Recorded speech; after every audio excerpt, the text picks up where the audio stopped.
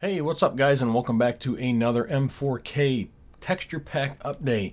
This is a dual pack update. We've got a 1.8.5 and we've got a 1.9.3. Several reasons why I did that. One, because there's a lot of people that are still playing on 1.8 like myself, but still wanted all the new textures that I put in the 1.92 and also the ones that are coming up here in the 1.93. I've got a lot of textures that I've been working on the past several days. We're going to go over all of these textures.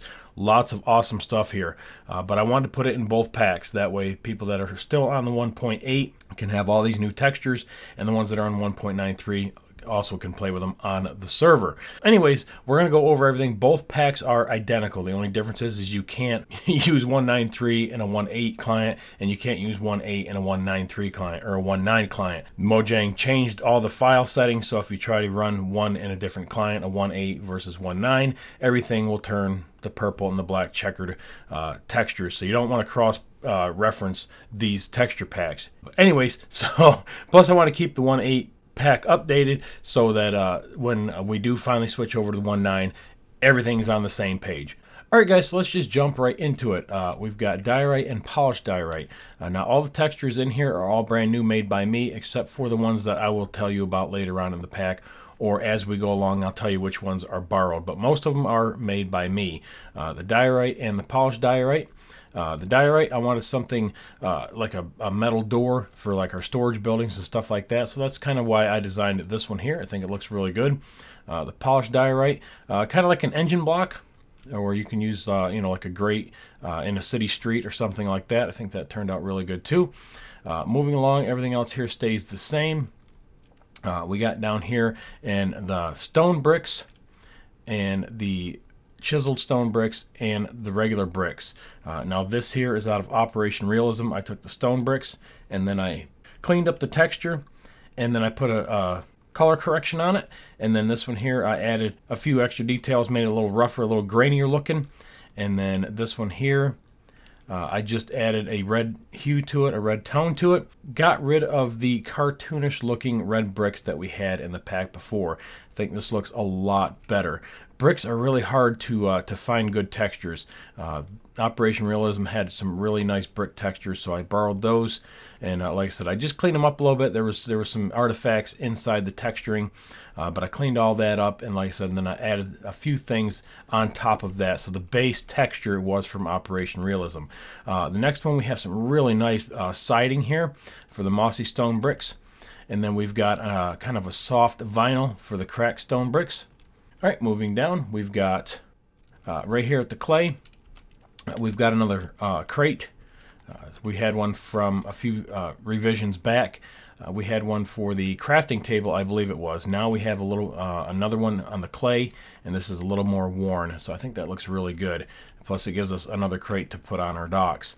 Redid the red sandstone. Finally, I've been talking about this for several versions. Now what we did is we've got the regular red sandstone, which has a very nice green texture to it. Very tileable.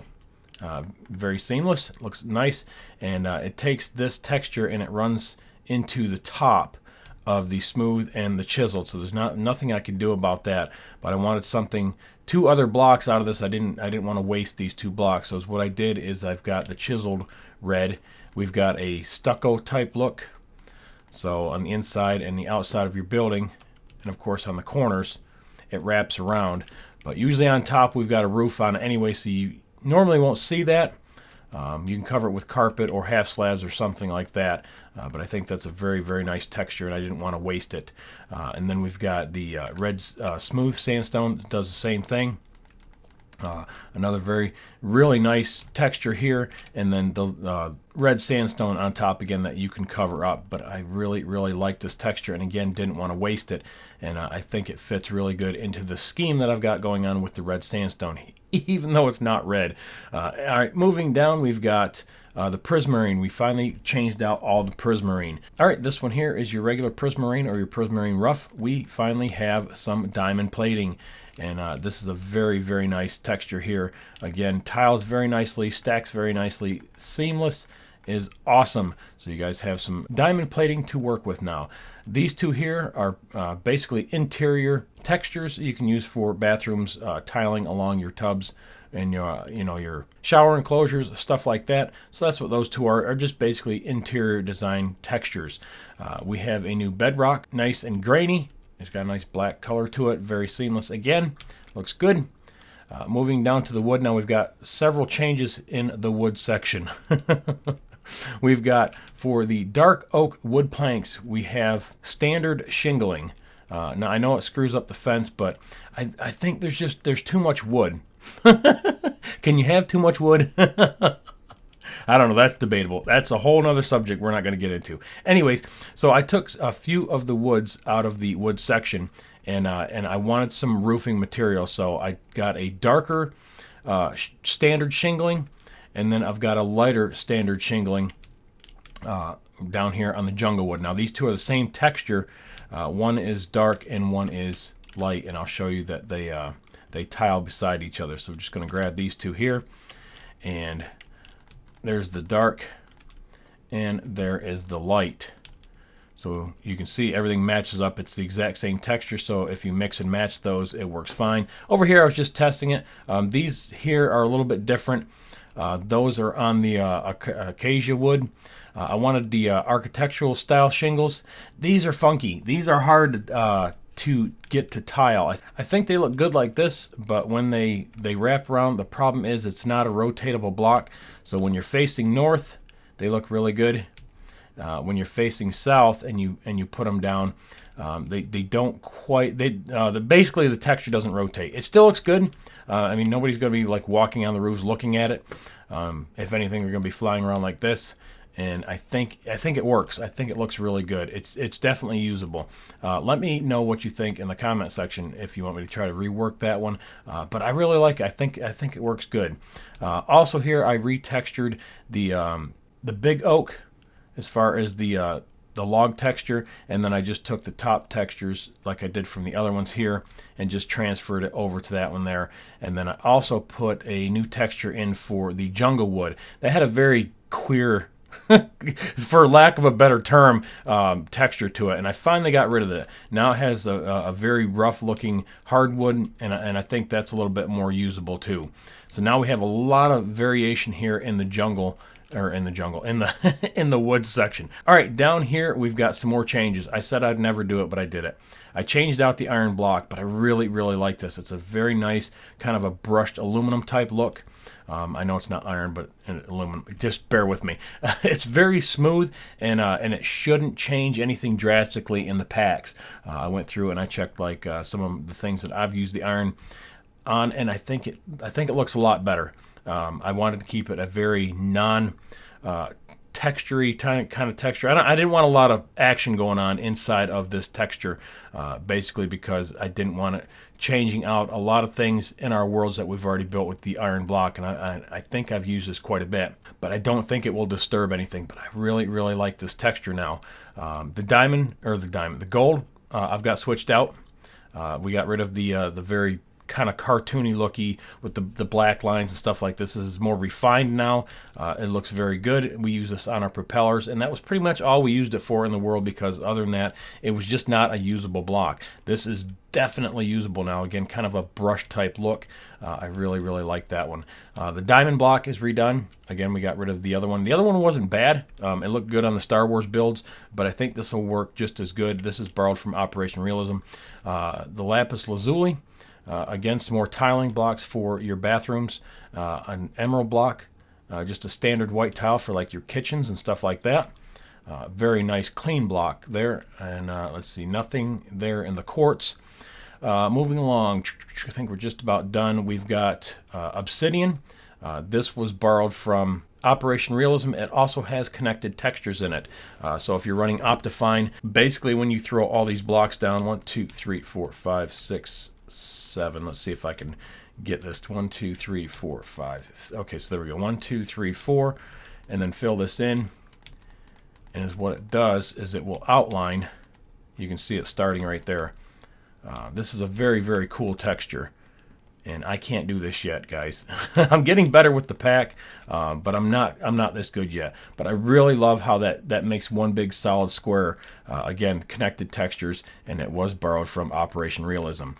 All right, and moving down, the last solid block that we have on this side is the purpur block. Now this is actually the Netherrack from Operation Realism. It's a very nice, smooth gray tone.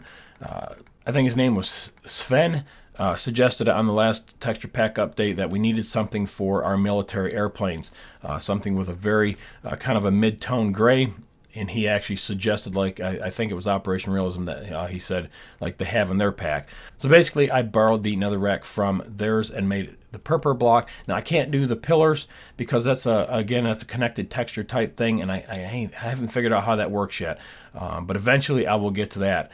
All right, I actually forgot I had the red sandstone in my hand. The nice thing about this is with the red sandstone, we've got the stairs and we've got the slabs. So you can have a green type military jet, or now with the purpur block, you can have a gray military airplane or jets or helicopters or whatever, and you have all three blocks to work with. Again, another reason why I chose the red sandstone, because it has the stairs and the slabs, and plus these two, they're not the same texture, but they look really good next to each other.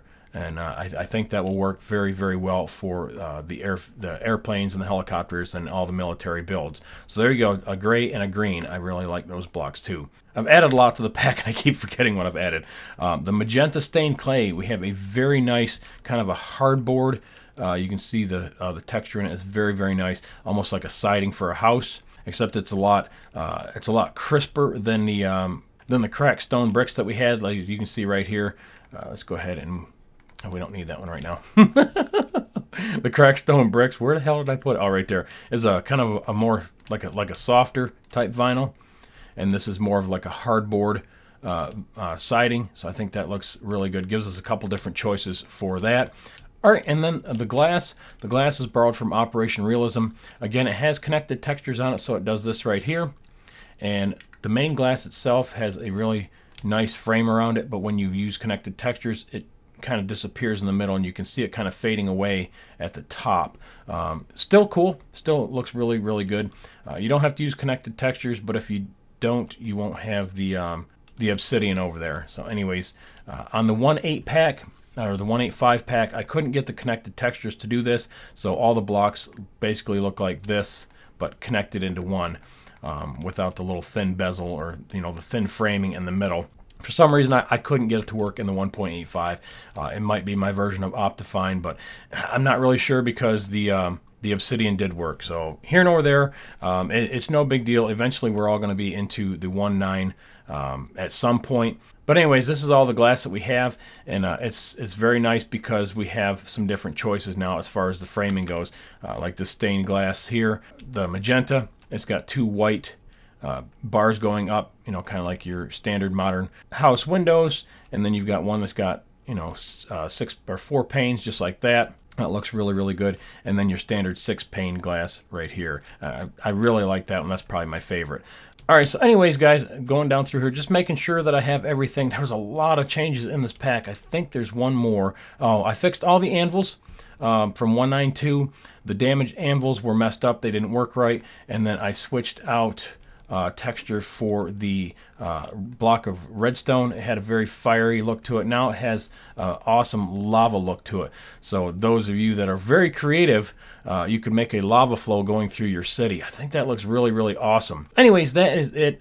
I'm done babbling. I think that's everything. My brain is really scrambling. I've spent about 3 days on this pack trying to get everything where I want it.